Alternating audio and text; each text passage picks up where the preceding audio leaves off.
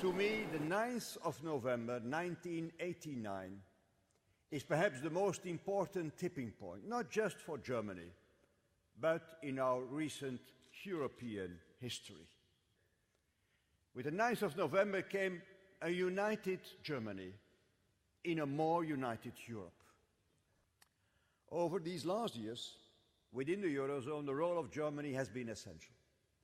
Not only have you stood by the Euro, but you have been perhaps the strongest advocate for economic reforms, alerting to risks, injecting economic foresight into the European debate, and that is something for which I commend your political leaders.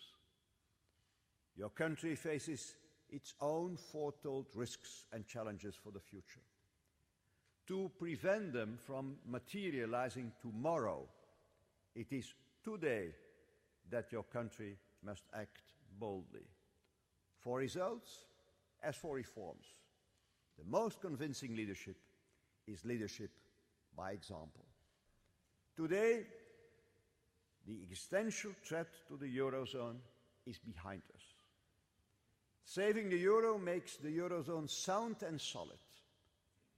That will be the legacy of my generation of European leaders. We are clearly going through a difficult phase, but the track is right. In the end, people will be best convinced by results, by economic growth coming back, by jobs being created, by the visible signs that the work that societies and governments are doing is paying off. Those who pretend that their country can succeed on its own sell illusions.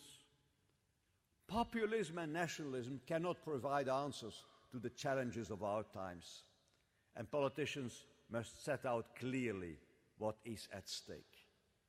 They also have to speak out loudly their European convictions. There are conditions to free movement. Like any right, this one is abused by some individuals, and that is highly regrettable. But rather than restrict the right, it should be a reason to fight the abuse.